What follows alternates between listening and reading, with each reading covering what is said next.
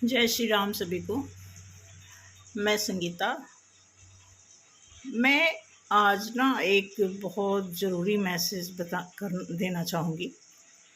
Message ये है कि मुझे पता नहीं चल रहा था कई दिन से क्या लगभग एक महीने में 4-5 नहीं तो लगभग समझो 10 बार, हाँ 10 बार तो हुआ ही होगा।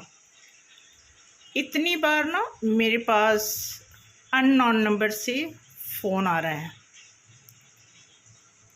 और उस फ़ोन में ऐसी बातें होती हैं जैसे हाल चाल पूछना,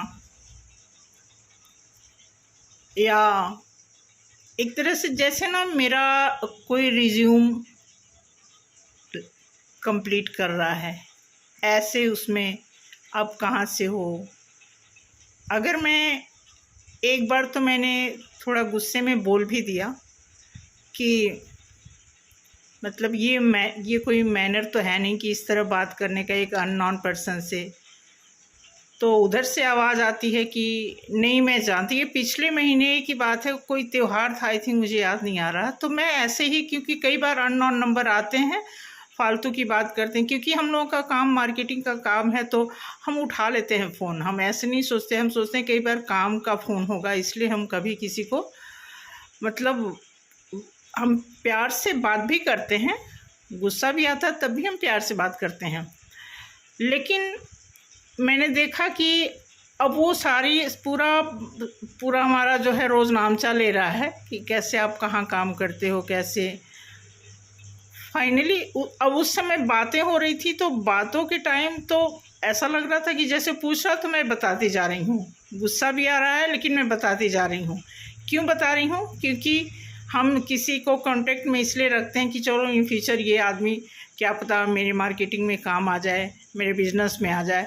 तो ये थोड़ा सा स्वार्थ भी हमारा लगा होता है, इसलिए हम उसको तुरंत रिफ्यूज़ नहीं करते हैं। तो ऐसा सोच के, और 2-3 बार तो ऐसा हुआ कि सेम नंबर से फ़ोन आया है। एक बार तो मैं एक आदमी से ऐसे बोली, वो भाई बता रहा था कि आप अपने भाई को भूल गए। तो मैंने कहा कि भाई आप ऐसा करो कि अभी आप मुझसे बात ना करो, और मैं आपका नंबर जो है फ्रॉड ब्रदर के नाम से सेव कर लेती हूँ, और प्लीज़ आप मुझे दोबारा मत फ़ोन करना। इस तरह की मैंने बातें की, और देखो उसकी हिम्मत, उसने दोबारा 1 हफ्ते के बाद दोबारा फ़ोन किया। और ऐसे टाइम पे फ़ोन आता है कि जब मैं बिल्कुल अकेली होती हूँ। ऐसा लगता है कि जैसे उसे पता चल रहा है कि मैं अकेली हूँ। तो ऐसे में थोड़ा मैं कंफ्यूज हो जाती हूँ कि हालांकि जब पिछले महीने 3-4 बार फ़ोन आया तो मैंने अपनी मैम को बताया, तो मैम ने कहा कोई नहीं, आप उनका नंबर देना, मैं उनसे बात करूँगी। ठीक है, तो मैंने मैम को नंबर 2 लोगों का तो मैंने नंबर दिया था। तो जब मैम ने फ़ोन लगाया तो वो बात ही नहीं करता, फ़ोन ही नहीं उठाता अगला। तो इस तरह करके फिर मतलब 4-5 नंबर से ऐसे फ़ोन आते रहे। तो आज की बात देखो, आज मैं सुबह किचन में काम कर रही थी और फिर मेरे पास एक फ़ोन आता है। तो उसमें वो क्या बोलता है कि आप याद करो कि आप थोड़ा डीपली याद करो, आपका कोई भाई कनाडा में रहता है। मैंने कहा कि भाई मेरे रिलेटिव तो रहते ही हैं, लेकिन मैंने कहा कि भाई देखिए हमारे बहुत सारे रिलेटिव रहते हैं, लेकिन वो बहुत ही हाई फाई हैं, उनसे मेरा कोई लेना देना ऐसा नहीं है। तो कहते हैं एक बार याद करो, मैं उन्हीं में से एक हूँ। तो जैसे मैं बाकी लोगों को ट्रीट करती हूँ, फ़ोन पे बातें करती हूँ, रिप्लाई करती हूँ, ऐसे इन्हें भी मैंने बोला। तो इनका फ़ोन दोबारा आ गया। हालांकि मैंने सुबह मना किया था कि आप मुझे फ़ोन बिल्कुल नहीं करेंगे, ऐसे अननोन नंबर, ये कोई मतलब तरीका भी नहीं है इस तरह बात करने का अननोन नंबर से। तो आपको मेरा नंबर कहाँ से मिला? कहते मिल गया ना आपका, आप क्यों इतना वो करते हैं, आप मुझसे डरो नहीं, मैं आपका कोई नुकसान नहीं करना चाहता, न करूँगा, ऐसी बात नहीं है। तो उसी नंबर से दोबारा फ़ोन आ गया। अब वो मेरे लिए थोड़ा सा मतलब समझ लो कि टेंशन हो गया कि ऐसे क्या करें दोबारा। अभी मेरे ख्याल से आधा घंटा पहले, या आई थिंक हाँ आधा घंटा या 40 मिनट हुआ होगा, दोबारा फ़ोन आता है तो उसमें वो पूरी बातें करता है। और क्या बात करता है, कह रहा है कि अच्छा आप ये बताओ, आपको पता है ट्विन फ्लेम क्या होता है? तो मैंने कहा कि थोड़ा मेरा इंटरेस्ट बढ़ गया। मैंने कहा नहीं, मुझे तो पता नहीं, आपको पता है? तो कहता है कि हाँ मुझे तो पता है, और मैं तो पता नहीं 3-4 मैम लोगों का नाम बताया। मैंने कहा मैं उनका वीडियो देखता हूँ, उनका वीडियो देखता हूँ। मैंने कहा अच्छी बात है, देखते हैं, मेरे पास तो टाइम नहीं है, मैं नहीं देखती वीडियो, क्योंकि घर का काम होता है प्लस हमारा कुछ अपना बिजनेस। जैसे मैंने बिज़नेस का नाम लिया तुरंत तो बिज़नेस के बारे में लगा पूछने। तो बिज़नेस के बारे में मैंने बताया तो अब वो बोलता है कि हाँ मैं आपके साथ बिज़नेस करूँगा, लेकिन आप मुझे डिटेल दोगे तब, और आप मुझसे बातें करते रहोगे तब। अब ये थोड़ा सा मेरे लिए, मुझे नहीं समझ आ रहा कि मुझे क्या करना चाहिए। अब यही होगा, अब ज़्यादा किसी, मेरा तो ऐसे ही है, जब कोई चीज़ ज़्यादा मतलब परेशान कर देता है कि मैं समझ नहीं पाती इसका क्या मैं करूं, तो मैं बिल्कुल डीपली मैं प्रेयर में लग जाती हूँ, खूब मगन होके क्वेश्चन करती हूँ 2 दिन 4 दिन 3 दिन।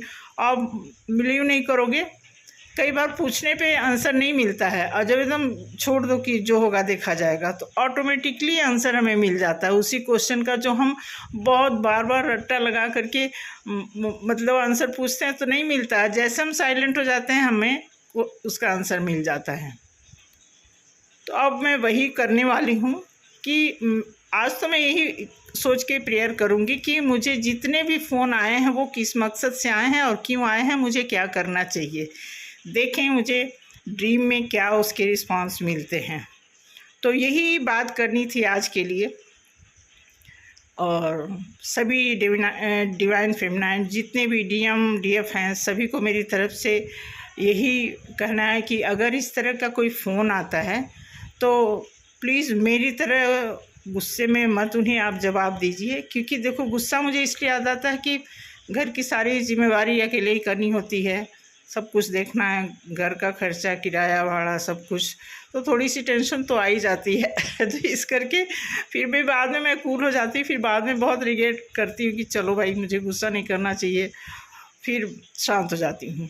तो मैं यही कहूँगी कि जो भी आप में से डीएम डीएफ हैं, किसी के पास इस तरह का फ़ोन आता है तो प्लीज़ थोड़ा देखिए, अपने आसपास का माहौल देखिए, कहीं ऐसा तो नहीं कि वो आपके काम की चीज़ है, कहीं ऐसा तो नहीं कि वो कोई सीक्रेटली कोई आपसे आपका एक तरह से जैसे कहते हैं ना कि आपके अंदर की बात निकलवाना चाहता है। तो इस बात को गौर करिएगा। और कोई वो नहीं, आप उनका नंबर नोट कर सकते हैं, इसमें कोई डरने की बात नहीं होती। मुझे नहीं लगता कि डीएम हो चाहे डीएफ हो, इतनी अनमेच्योरिटी तो नहीं होती है कि हम किसी से डर के रहें या किसी से डर के। कोई ऐसा है घर में, ऐसे लगता है कि अगर आप नहीं हैंडल कर पाते किसी को या नहीं टैकल कर पाते, तो आप कोई आसपास कोई ऐसा है जो जिसे आप अपना गुरु मानते हैं, या यूट्यूब पे बहुत सारे ऐसे लोग हैं जिन्हें आप गुरु मानते हैं, उनसे पूछ करके सजेशन ले करके आप गाइडेंस ले सकते हैं, और फिर उस हिसाब से आप फ़ोन पे रिप्लाई भी कर सकते हैं। तो रही बात, अगर मुझे भी ऐसी कोई ज़रूरत होगी तो मैं ज़रूर हेल्प लूँगी। फ़िलहाल तो अभी तक मैंने पता नहीं क्या क्या लोगों को जवाब दे दिए हैं, कुछ के अच्छे जवाब दिए, कुछ के गुस्से वाले दिए। अब देखते हैं कि सपने में क्या रिस्पांस आता है, या ड्रीम के थ्रू बताते हैं, या कैसे मेडिटेशन के टाइम कई बार आंसर मिल जाता है। तो देखते हैं क्या रिज़ल्ट आता है। तो आज के लिए बस इतना ही। Thank you so much. Best of luck आप सभी लोगों के लिए।